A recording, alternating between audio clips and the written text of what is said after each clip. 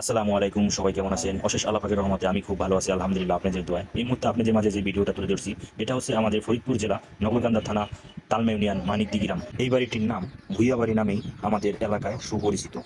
প্রাচীন যুগের রাজারা যেই বাড়িতে থাকতো ঠিক সেই বাড়িটাই এটা আমাদের পাশের গ্রামে অবস্থিত। যাই হোক, বাড়িটি আগে দেখতে অনেক সুন্দর ছিল। এখন তুলনামূলকভাবে বাড়িটি অনেক জায়গা থেকে ইট পাথর সরকি খুলে খুলে পড়ে গেছে।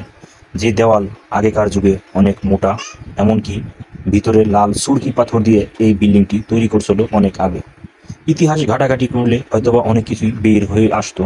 আমি ইতিহাস তেমন একটা ঘাটাঘাটি না করি, আমরা যা চোখের সামনে দেখছি সেটাই আপনাদের মাঝে তুলে ধরছি। তিনতলা বিল্ডিংটি দোতলা এবং কি তিনতলার যে ছাদ উপর থেকে ভেঙে গেছে।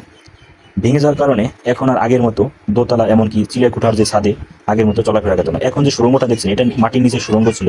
আমি যতটুকু জানি এই যে যে তালের খুঁটিগুলো অনেক শক্ত ছিল, হয়তোবা আগেকার যুগে মশাল তারা ব্যবহার করতো, সেই সব হয়তোবা কাঠের কোনো কিছু ঝুলিয়ে রাখতো, এরকম কিছুই কোনো আসবাবপত্র হয়তোবা রাখতো, আমার ততটা জানা নাই।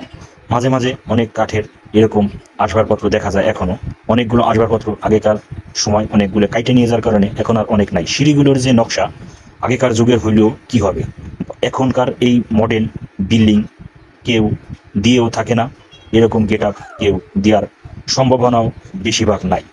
দোতলা থেকে সেই ভিডিওটা আপনাদের মাঝে একটু তুলে ধরার চেষ্টা করলাম। ছাদটা ভেঙে যাওয়ার কারণে এই যে সব ছোট ছোট কি এগুলোর ভিতরে কি ছিল এটা আমারও জানা নাই, তবে সবার মুখেই শুনি এই বিল্ডিং নাকি অনেকদের রাজা বাবুরা থাকতেন, তাই অনেক নাম ডাক শুনছি আমার সিনিয়র পার্সন যে মুরব্বীরা আছে তাদের মুখে থেকে।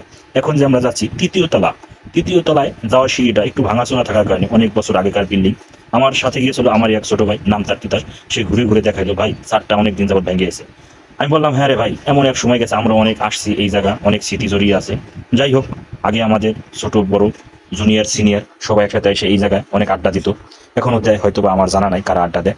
আমরা চিলেকোঠার উপরে উঠে অল্পটু জায়গা আবার বৃষ্টির মাঝেই নেমে পড়লাম। সাইড দিয়ে যেসব দেওয়াল এখন আগেকার মতো না থাকার কারণে অনেকটা রিস্ক ভবনে ওঠা, তাই আমরাও বেশি দেরি না করে নিচের দিক নামে পড়ার চেষ্টা করলাম।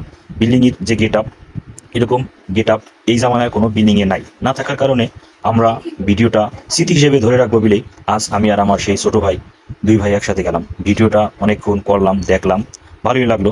যাই হোক, এই বিল্ডিং হয়তো বা 2-4-10 বছর পর নাও থাকতে পারে, বিল্ডিংয়ের যে সাইডগুলো ছিল ভেঙে চলে যাওয়ার কারণে।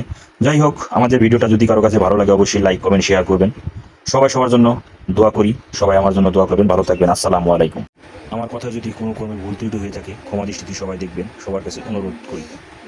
আমার যে ফুল ভিডিওটা আছে সবাই আশা করি দেখবেন, ভালো লাগবে। কেউ যদি ঘুরতে আসতে চান অবশ্যই আসতে পারেন, কোনো সমস্যা নেই।